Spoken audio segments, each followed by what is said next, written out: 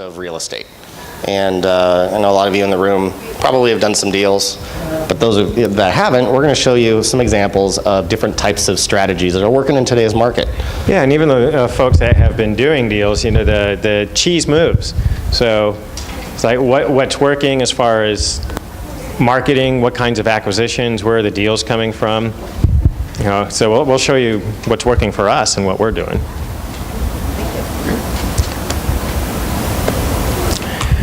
So there we go. Where are the biggest opportunities in the market today? How you get your deals funded, how to create a referral-based business, which is actually huge. It's how we pick up probably 80–85% of our deals is just through our network alone. Yeah. And then how to create the equity that pardon me if I keep saying deals, because deals aren't found. What they are, deals are created. Right. So they're opportunities. We like to call them opportunities. Right.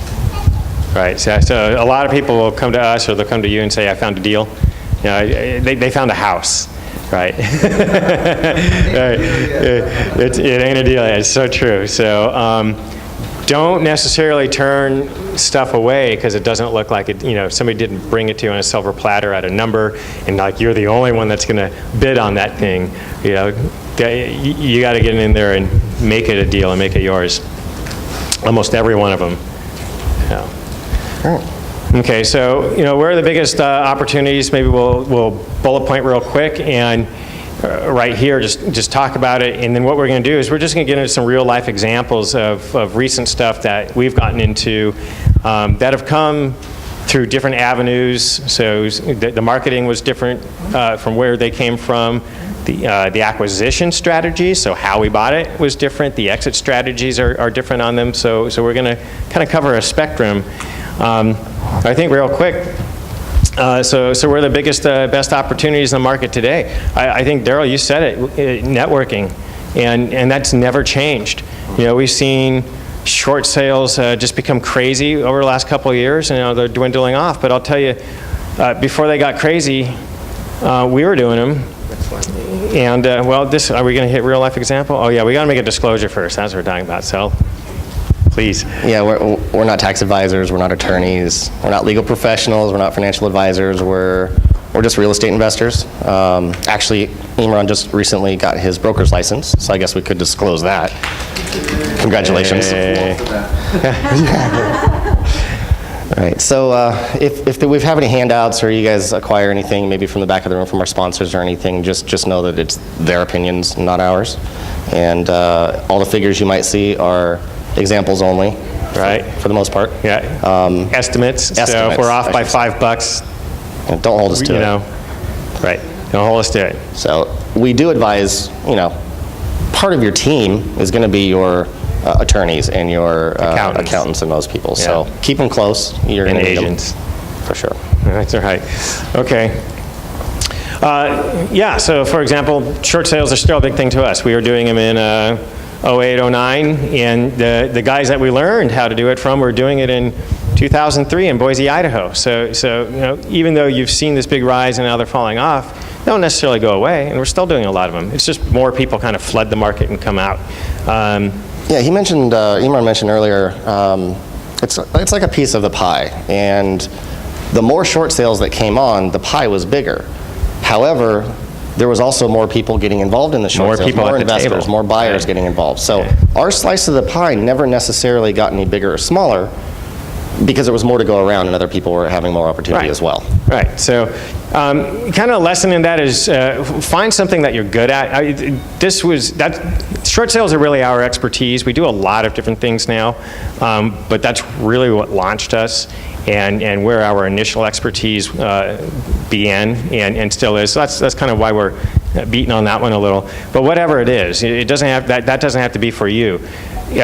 We found a niche and we really focused on that one thing. That's when we got successful. We were trying all kinds of different stuff, and when we just decided to pick one thing and focus, we launched. So. But seller finance, probates, trust sales are a big deal. So let's go into. There we go. Here we go. So what works? Buy and hold. So doing plenty of those. Creative acquisitions. We do a lot of hybrids. Sometimes we even make up what it is in a way. Foreclosures is something that we haven't been big into as far as like going to trustee sales, to the courthouse steps, but there are folks, that's their niche. Joint ventures, I would say, is huge. Partnerships. You're going to really, just getting started when you don't have money, or you need somebody else's expertise in an area, but you've got what looks like a great opportunity, partnerships are the best way. And then when you get successful, or I should say you get good at something and you want to expand your business, partnerships is the way to do it. One person's not going to be able to do it all, so that's huge. Yeah, we have quite a few examples of some joint ventures we did from some newer investors that come and work with us, and our goal is to help them be as successful as they can, as fast as they can, so we can kick them off and let them do their own thing. Right.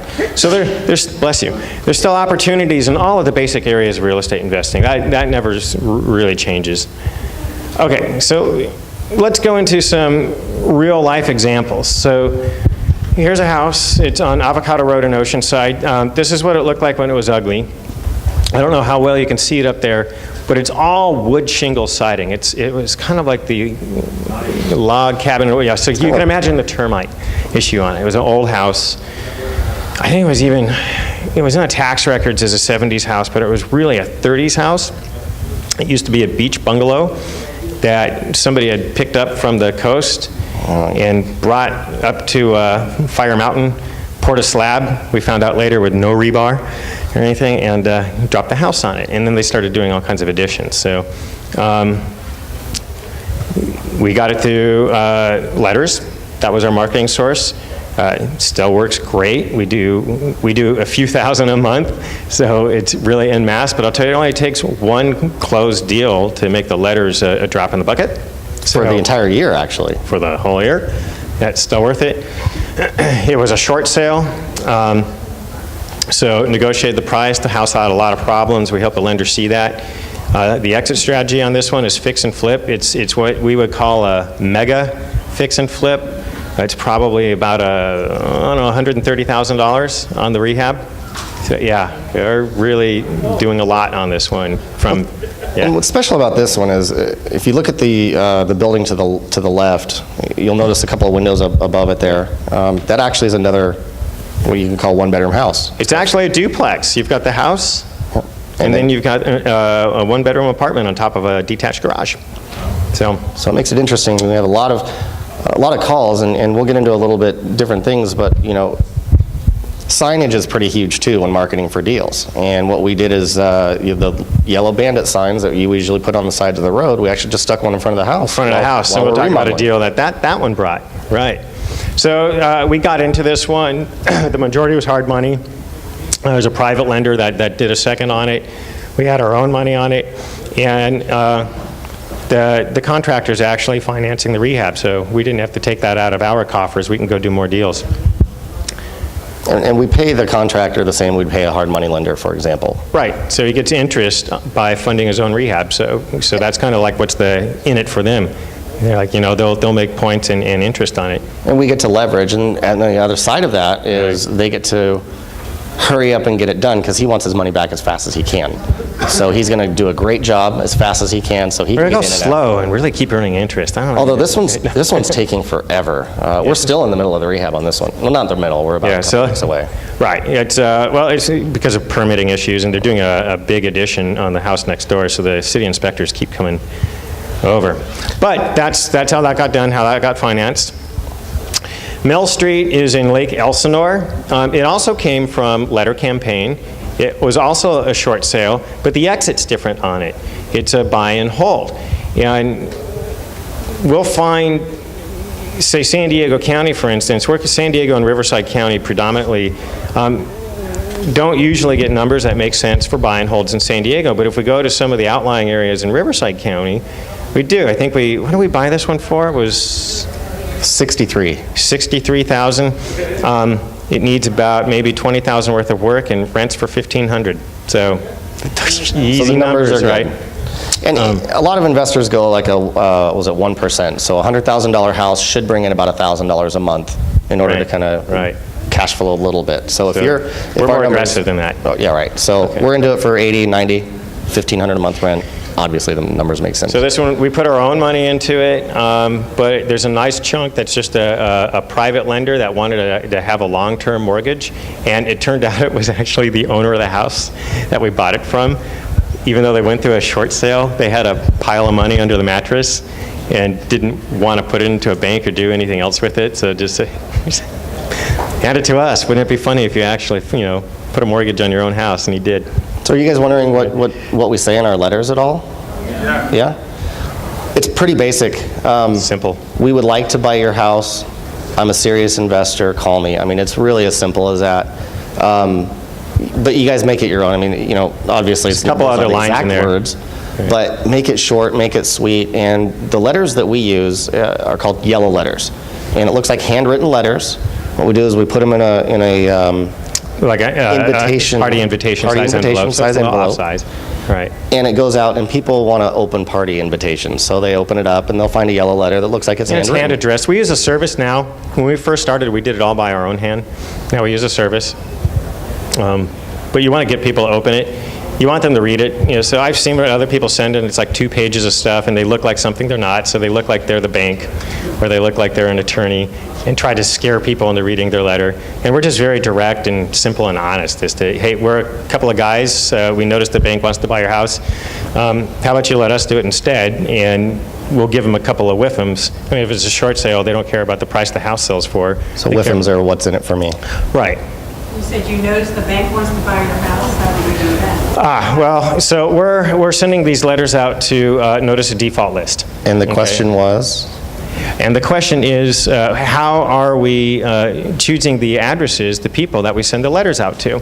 So notice as a when a house goes delinquent in a loan, and the bank files a notice of default, that becomes public information. It's filed at county courthouse. You can go down there and compile your own list every day, which take you forever, but there are services that do it for you, and you usually pay a monthly fee, and we do that. So take that, and we'll send that out to the letter service. We use Property Radar. Actually, the letter company that we use, they also have a list that they can send out. Property Radar is another good one. Okay. Sean O'Toole is actually going to be, he's the CEO of Property Radar used to be Foreclosure He's going to Radar. be coming and speaking at our club here next year. Yep. Okay, so something that is a little different about today's market than, say, even a couple of years ago is that new builds are coming back. Okay? A couple of years ago, 4 years ago, you weren't going to find like infill lots and things where the numbers were going to pencil out.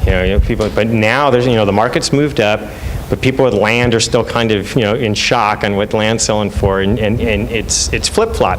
So now we actually are buying some vacant lots, and some just hanging on to, and others doing a new build. So this is on California Street in Old Town.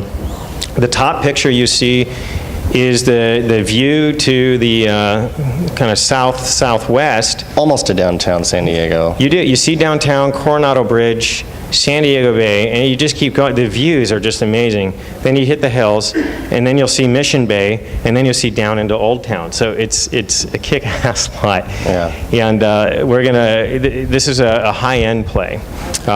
So one of the architectural designs that somebody gave us, you see below, so it's a concept drawing, and we're looking at some other ones there. It's on a 30% grade.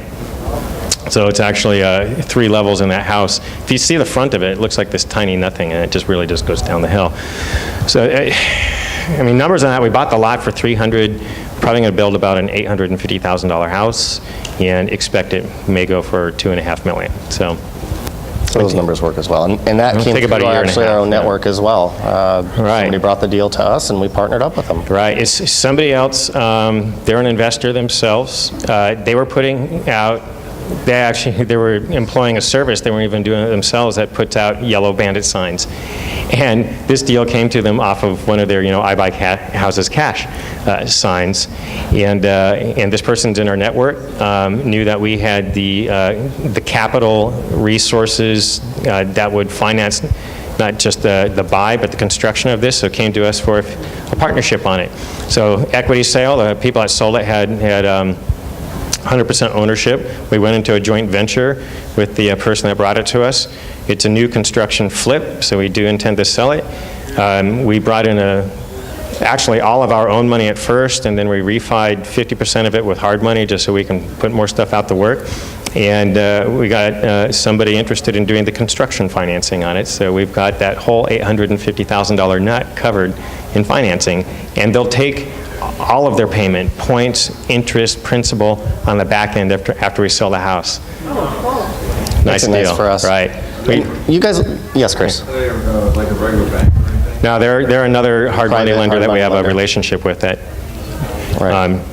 trust us to get it done and to honor the commitment. And later on tonight, you'll hear from a gentleman, Leo Clark. He's actually building, that's his strategy, is he finds vacant land and he builds. So he'll give you an actual example of one Exactly. that he finished. Okay. Not quite 2.4 million, but He does go high end. yeah. So here's one that was in Lakeside that we flipped. It started out, it came to us through our networking. Somebody that knows us, actually, we worked with them and done joint ventures before. In this case, it wasn't their deal. They knew somebody else that had it that needed a partner. And so he referred this husband and wife to us that found this. And then, so that they got it as so that was a referral. Our network, somebody referred it to us, right? And we paid him a little referral fee as a thank you. And then the people that got it through a real estate agent that was placing offers for them. And so that's where they got the deal. We got it funded with our team, Right. and we got it rehabbed with our team, which was nice, because they were able to come to us and kind of plug into our system and our team. But yeah, so ultimately it was the networking that brought it. So you guys are in the right place. It happened to be a short sale. It was a joint venture. We went 50-50. They actually got the whole deal done and worked with the agent to get it negotiated. So we didn't do any heavy lifting on it.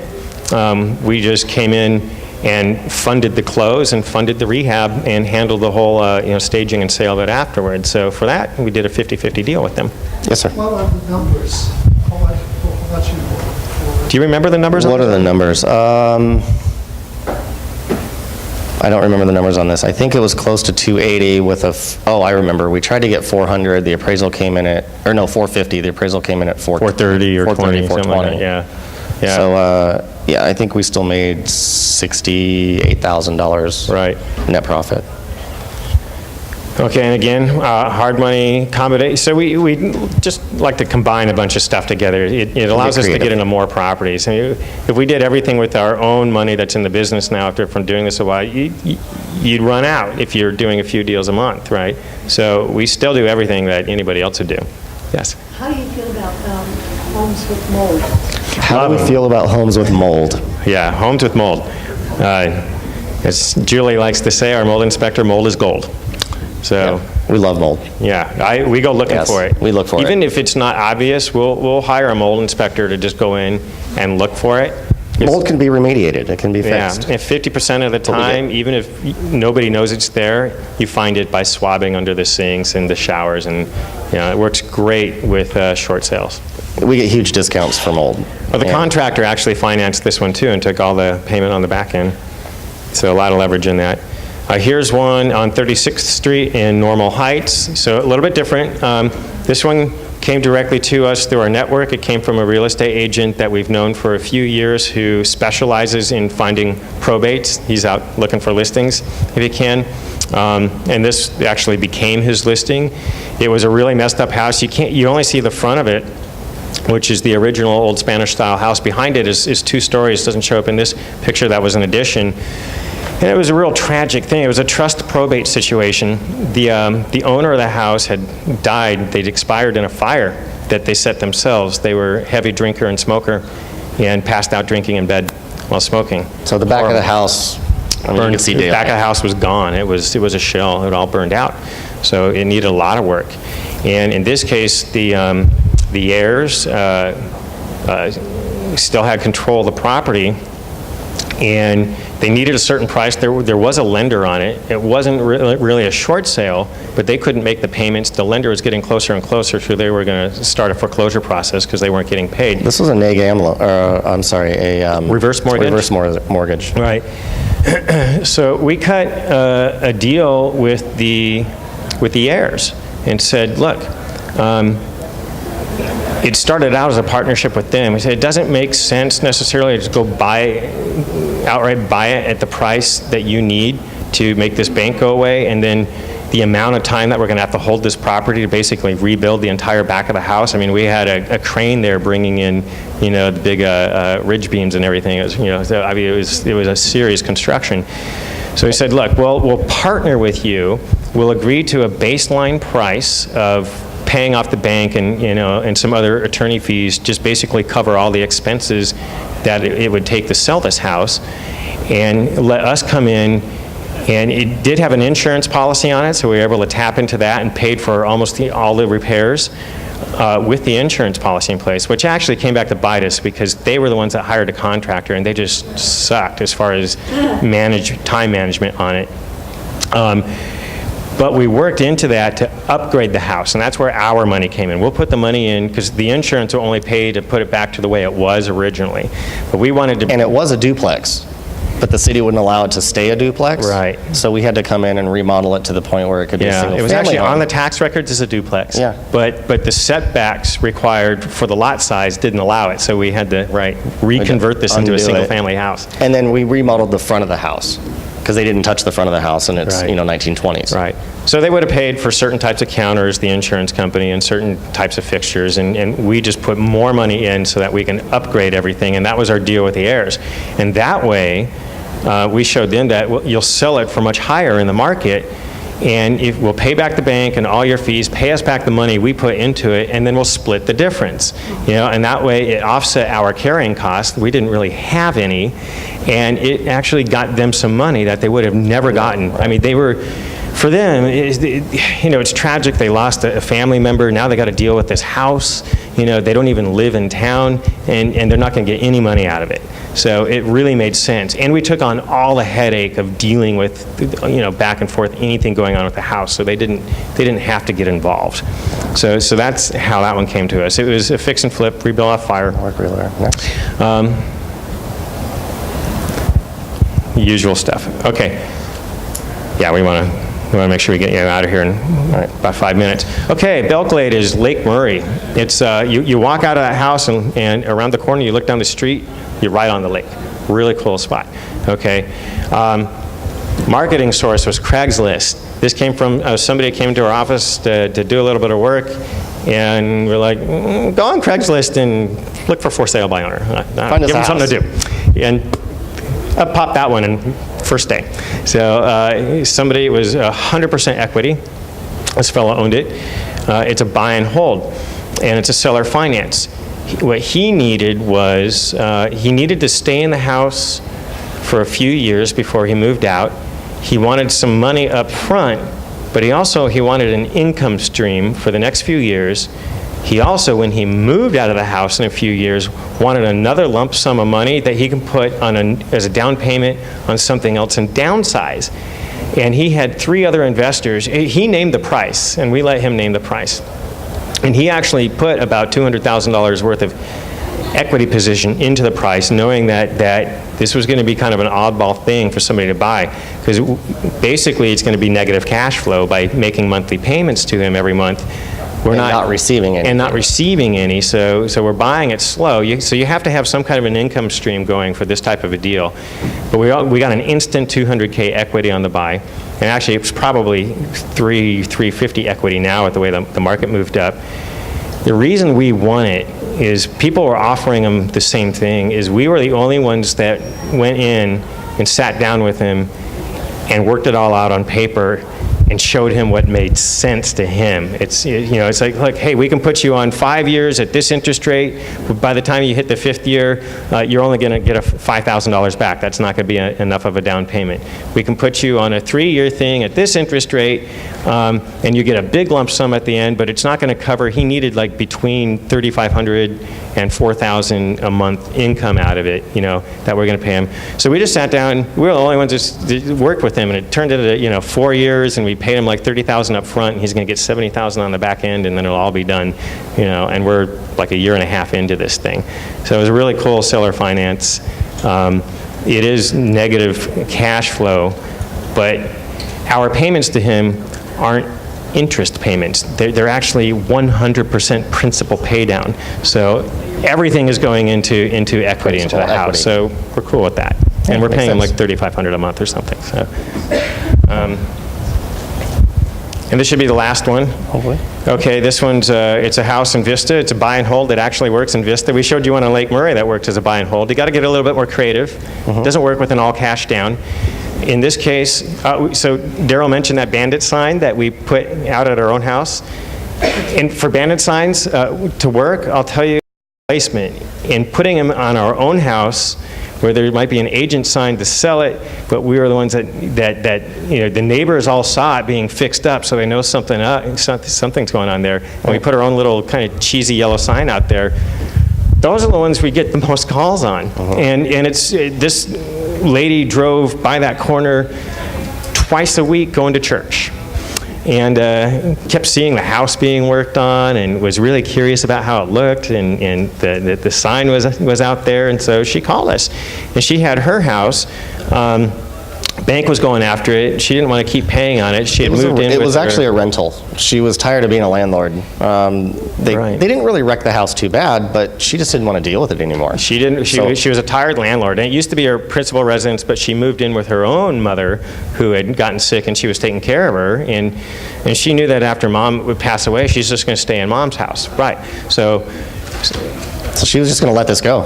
And it didn't really make sense to buy it at what was owed to the bank. We could have short sold it, but she had a few years on a 1.5% interest rate that she had negotiated. And we're like, we can hang on to this for a few years and refi it if we have to. Right. So it worked out that we paid like 16 grand or something to bring her loan current. Keep her out of foreclosure. Kept her out of foreclosure. We worked some contracts back and forth. We actually had her drop it into a trust, deed the property to the trust in her own name as beneficiary and trustee, and that all got recorded and sent to the bank. So the bank, there's due on sale clauses that probably won't get called, but the less of a red flag you show, the better. Right, you don't so take a chance. That all got, but we hadn't put the 16K in yet. We just had her all do that. And then we did take it to escrow. We wanted the trade to be in escrow. So then she signed the house over to us. She just made us the beneficiaries and resigned as trustee and put that into escrow. And then we put the money into escrow to bring it current, and escrow took care of that. And so now we own the house. There was no trustee anymore. We were the beneficiary, so we just made up another document and elected ourselves as trustee and held on to it. So now we Okay. pay the bank every month. Yep. We pay her mortgage for her. Yep. And we actually get the tax benefits of that as well. Right. And we can now rent that property out for positive cash flow. We did have her inform the bank to send all correspondence to our office, so if anything. So that works out real nice, and putting a renter into it actually cash flows with the interest rate that we're paying to this bank and everything. So it's a cash flow situation. We'll pay that loan down. We don't mind doing, even if we do it in 4 or 5 years, it's got something like 18 years left on it. But if we can, instead of buying it in 1 week, we can do this over time. So it's a great way to buy property. Love subjects. Market price or just the principal there? We actually paid what probably would have been a little bit more than market price on the contract, just At the because of time. what was owed to the bank and with the back payments and everything. But we knew this market, a few years, even if we have to wait 10 years, it's a great deal for us. It'll work. We can cash flow it, even if the interest rate goes up.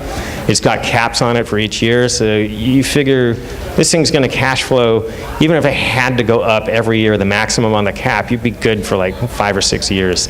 And we're paying principal down at the same time. The renters are doing that. So as the payments Yeah. may rise, but we can also raise the rents as well over time. So I'll tell you, subject twos this year have been huge. We've done this on several houses, just taking it over. They actually sound complicated, but they're actually not that complicated. So if you want to know more, come talk to us after. That's basically, in a nutshell, what we've been doing. How we're funding them, it's just a mishmash. Our own money, private money, hard money, joint ventures, seller finance, subject to, use the bank loan that's already in place. We don't do it, but you could just go get a regular old loan. All of it works. So Actually, I couldn't do it. My credit's bad. Yeah, it's one thing about being in business for yourself. It doesn't matter what your income is. When this came up here, it seemed to kind of squeeze this in a little bit and put some things on 2 lines. But so how is it that you do create a great referral business? Because most of our money for marketing or getting properties to come to us goes into things like letters and signs and virtual assistants making calls for us and stuff like that. That's where most of our marketing money goes, but that only accounts for maybe 15% of what we do. But it's just good to keep that engine going. The other 80-85%, as Darrell said, is through the networking. And Come into clubs like this. yeah, and you have to know that it takes time. You're not going to come to this first year. I mean, there are a couple of rock stars that I guess do it, but I would say 3 years after, if you keep at it, whether you're an agent or investor, whatever you're doing, for 3 years solid, and you're active. You got to be active. Somewhere in that third year, you start noticing something that happened in your business where you're not, things are starting to come your way and people are talking, and they'll just grow from there. But you really got to put in the time to do it. Okay, so, and then your reputation is everything. If you don't follow through, if people don't like you, all of that, it's not going to work. So you got to be active for years. And you got to do it with integrity. You got to have a name for yourself, and people know that you're going to say what you're going to do. If screw ups happen, you're the first one to come out there and tell everybody. That's how do we fix this. So it's important to close on your deals. You want to be known as the go-to person. I mean, this is a people business, and we can't say that enough. It's a people business. Yeah. Sure, there's contracts, but that's not what sells houses. People want to work with people they like. If they like you, they'll work with you. Easy as that. Yeah, I mean, you think of like if you're a salesperson on a car lot, everybody that shows up is there to buy a car, right? It's just a matter of whether they're going to buy it from you or some other guy. So you don't have to sell them a car. You got to sell them you. That's everything in life in this world. You're really selling yourself. Okay. So partners, joint ventures, that get it out there. That creates your network too. Following up with your connections, going to the meetings, talk a lot, tell everybody what you do, so you got to market yourself. Leaving reminders, so make sure that wherever you are, it's business cards, holiday cards, something that, whatever it is, skywriting. I don't recommend. Wind blows it away. Yes. I was just curious about short sales, because short sales can be very involved. Do you have somebody that does that for you? Short sales. Do we have somebody that does short sales for us? So short sales take a long time. They do. We used to do them ourselves. We used to sign up the sellers. We used to call the banks ourselves. We used to gather the package ourselves. But the rules have changed. And eventually, down the line, you start getting too busy. And because you're busy, you're making a little more money, so you can afford to start outsourcing some of that. So at this point in our business, we'll meet with the sellers, but we'll gather the short sale package. But as far as the negotiations go, we outsource that. Yeah. We do. So short sales, and it's really so different now than it was even 5 years ago. We're extremely arm's length on it.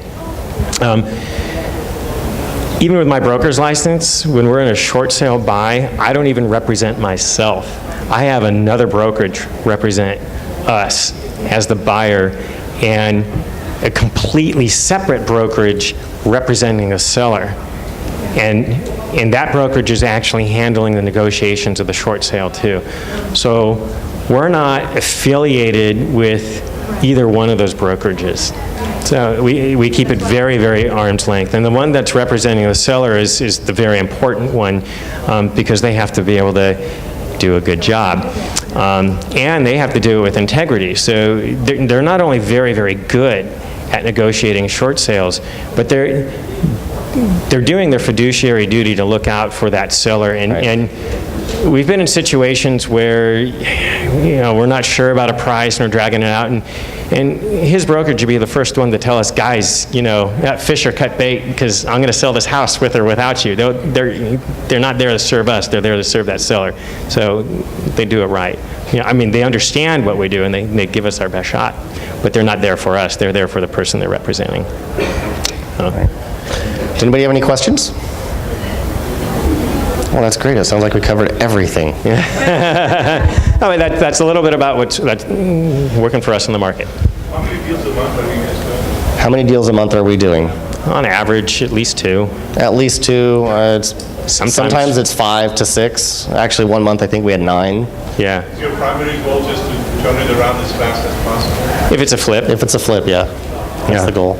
Although, actually, even on some flips, Well, you know, there's like restrictions. right now, we're coming into the end of the year, and it's a slow time to sell, so I wouldn't necessarily spend all the money, get everything ready, and have it done like December like the 22nd. day, right? You know, and well, maybe that would be kind of okay, but you know, we're going to go through a couple of months of slow sales, or maybe you might sell it, but we'll see. If you think there's going to be a bump in the market coming in the spring, like there has the last times, it might be okay if we finish in January, February, and you know, kind of park it. And you've got all that nice staging in there. We've had our staging stolen before. You know, people have stolen the carpet out of our house. We've been working, or not the carpet, but the copper. Yeah. We got time for 2 more questions. Chris, you had a question. Yeah, doing your flips and contractors, do you have one contractor you go through, and what about tenants liens, or is there different people involved? How do you handle that? We do have a general contractor that we primarily use. He's been with us for, almost 5 years now. Yeah, about 5 years now. And But we still use some other ones. we still bid other ones against him, Against just him. to keep him honest. Right, you know, but he's been, and this took a while, because before him, the best contractor made it to the 3rd house. You know, they were great on the first one to, you know, impress us, and then they were kind of okay on the second one, and then it was horrible on the 3rd one, and then you're finding another So, you know, finding good people in anything. You had a question, sir? Yes, we're in the process of working with the bank on personal household basis. And what I'm wondering is, I don't have any access to the bank people to make the decision whether or not they accept our offer. But they're thinking about, do they consider taking into consideration what the condition of the house is? That's what we're bringing back condition. That's the trick. So you don't have any access to the negotiation part of it, but they do value. You have a negotiator. So let me make this kind of simple. For short sales, the most important part of the short sale is making sure that that appraisal comes in correctly. How do you do that? You meet them there. We do it a little, well, we like to say the right way. We actually get all of our inspections up front. A lot of people will put the offer in and wait for the offer to get accepted and then start their inspections. What we like to do is get our inspections done right away. Spend a little money. Spend a little money up front, and that way you have all the ammunition for the appraiser that comes out, so you can take them on the dime tour and show them every little problem that's in the house. So hopefully by that time we can show them the offer, we'll show them what's wrong with the house, how much it's going to cost to fix. With the, you know, nobody works for free. There's got to be a little profit in there. And so hopefully they come in at the price we need them to come in, or at least close. Yeah, because the appraisals on short sales are not real appraisals necessarily. You know, they're either BPOs, or even if they're appraisals, they'll come in there, they're at the house for 10 minutes, take 20 minutes, they're out. You know, whereas if you're buying a house and getting a loan, and that lender sends out an appraiser, that appraiser's there for an hour, crawling through everything. You know, really, you know, almost like a home inspection, seeing what works, what doesn't. So, third party, you know, licensed third party, real reports. Somebody's got to show up there, close the door on this appraiser, and take them on the dime tour and make sure they stay at the house. And it's not a snow job. It's not manipulation. It's trying to get, you know, my dream appraisal is 100% informed and 100% neutral. You know, don't serve me, don't serve the bank, just do it right. And you're counteracting that in these short sales, because the banks own the appraisal companies, and the appraisers are there for 10 minutes. So just, well, look at that, take a picture of that, you know, and you're reading off your reports, and your dream is when they go, what is that you're holding? Can I have that? Sure. You know, and then they work it in, so. Our time is up. Yep. Thank you very much for coming out. Hey, stick around. How to Create a House Full. We can continue with Justin Williams. Very exciting. Thank you, guys.